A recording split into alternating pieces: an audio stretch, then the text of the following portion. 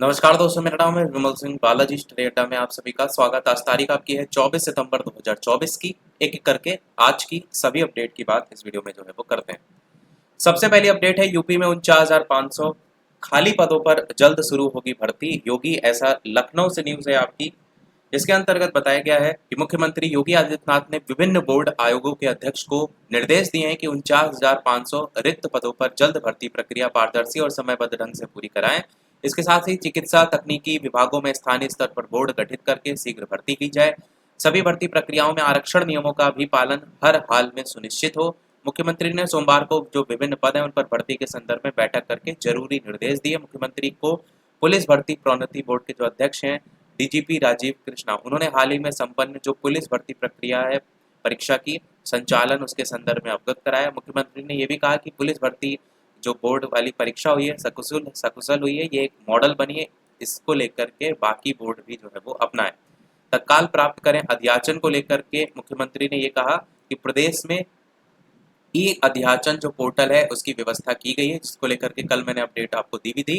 तो सभी विभाग अध्याचन प्राप्त करें। जिन विभागों में नियुक्ति की जानी वहां से तत्काल अध्याचन आयोग को भेजकर नियुक्ति पूरी कराई जाए।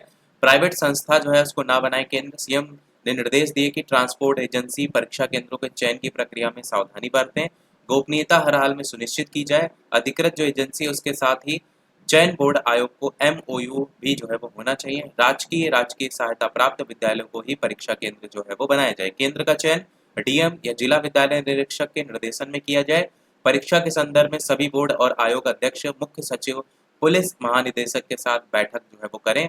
परीक्षा में एआई सीसीटीवी ये सारी सुविधाएं भी जो है वो हों। कुल मिलाकर की सारी सुविधाओं को ध्यान रखा जाए, अफवाह वगैरह ना फैले, उसी की बात यहाँ पर की गई है।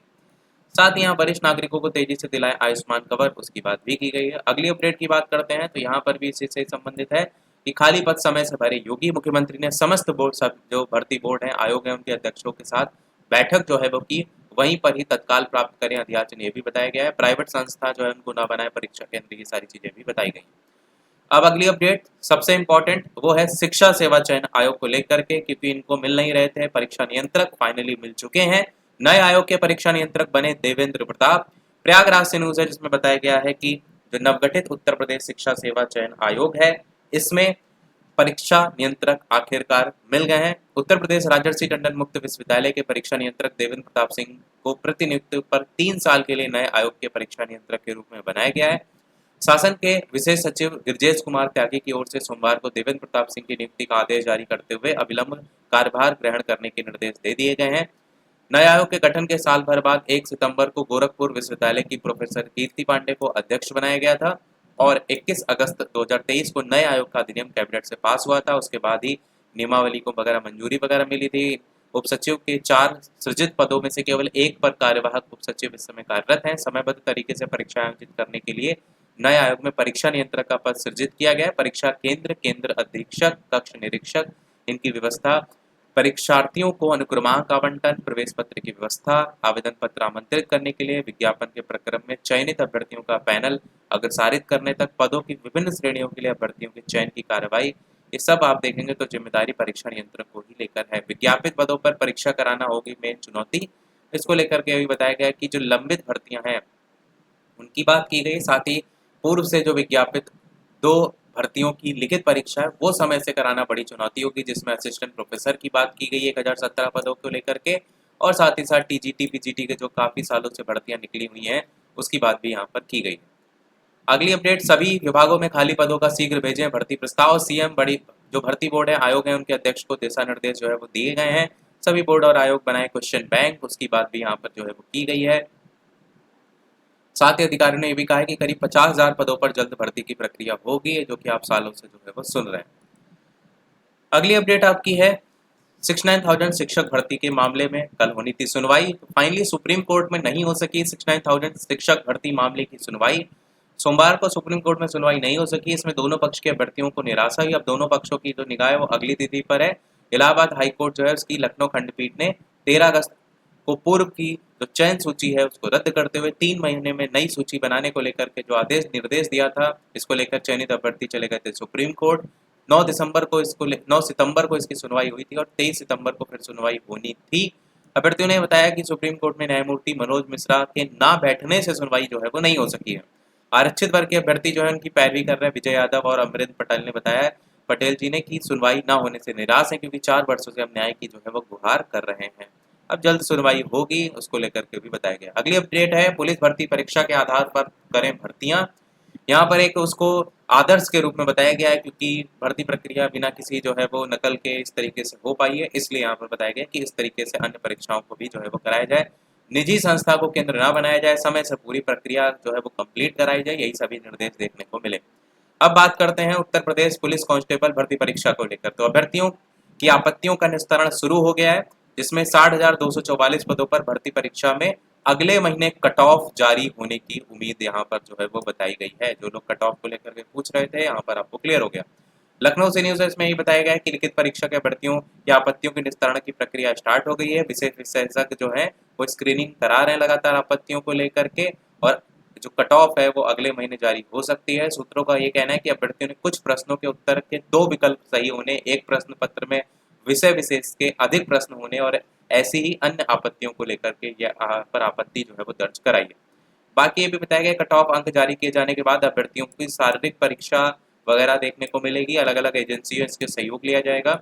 18-19 फरवरी को 4 पालियों में जो है ये सिपाही भर्ती की परीक्षा जो है वो पहले 18 को हुई थी, पेपर लीक के कारण निरस्त कर दी गई थी, बाद में परीक्षा बाद में फिर से हुई थी। बाकी यहाँ पर सिविल, विद्युत और यांत्रिक शाखाओं में रिक्त हैं अवर अभियंता के 1995 पद, उसकी बात भी की गई। पुलिस भर्ती परीक्षा के आधार पर अन्य बोर्ड भी करें भर्तियां। योगी अगले अपडेट, सभी विभागों में खाली पदों का शीघ्र भेजें भर्ती प्रस्ताव। सीएम ने भर्ती बोर्ड आयोगों के अध्यक्ष को लेकर के दिशा निर्देश दिया है। और लखनऊ से न्यूज है, और यहाँ पर भी वही अध्याचन को लेकर के सभी विभागों की बात यहाँ पर जो है वो की गई है। अगली अपडेट, 2 दिन परीक्षा हुई तो परिणाम को प्रभावित करेगा मानकीकरण। अभ्यर्थियों ने उठाए सवाल, जब शासन ने दी है छूट तो एक दिन में ही क्यों नहीं करा पा रहे हैं पीसीएस की परीक्षा।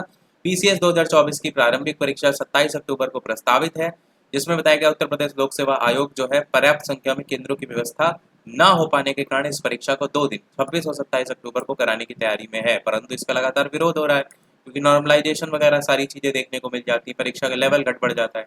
अभ्यर्थियों का यह भी कहना है कि पीसीएस 2022 में 6 लाख के करीब अभ्यर्थी थे, प्रारंभिक परीक्षा एक ही दिन में करा ली गई थी, जबकि इस बार वाला पीसीएस 2024 है, इसमें इससे कम अभ्यर्थी हैं, 5,76,154 अभ्यर्थी। तो फिर 2 दिन परीक्षा कराने का क्या मतलब है। अगली अपडेट है, ओटीआर के जरिए यूपीपीएससी से जुड़े 18.72 लाख अभ्यर्थी। प्रयागराज से न्यूज है, नई भर्तियों के विज्ञापन जारी होने के बाद ओटीआर की संख्या 20 लाख पहुंचने की उम्मीद जताई जा रही है।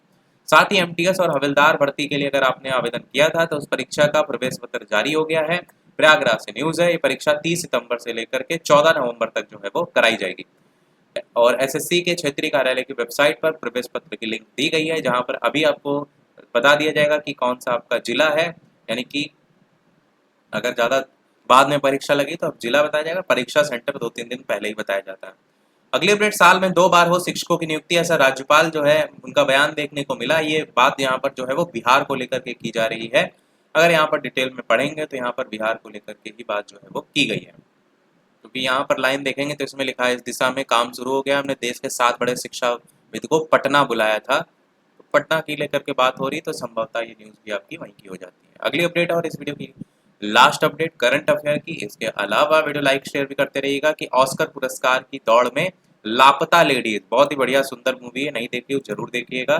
तो ऑस्कर पुरस्कार 2025 की दौड़ में भारत से हिंदी फिल्म लापता लेडीज जो है वो शामिल हो गई है। सोमवार को फिल्म फेडरेशन ऑफ इंडिया ने घोषणा की है कि फिल्म को 97वीं एकेडमी अवार्ड में सर्वश्रेष्ठ अंतर्राष्ट्रीय फिल्म श्रेणी के लिए सर्वसम्मति से चुना गया है। अब जीते कि नहीं होगी वो तो बात की बात है। यूपी के रहने वाले अभिनेता अभिनेत्री, उनकी बात भी यहाँ पर जो है वो की गई है। और यही था हमारे थोड़ा अपडेट। मिलते हैं, वीडियो लाइक शेयर सब्सक्राइब कीजिएगा, कोई प्रश्न कमेंट पूछ लीजिएगा। मिलते हैं अगले अपडेट में, तब तक के लिए सभी को नमस्कार, जय हिंद।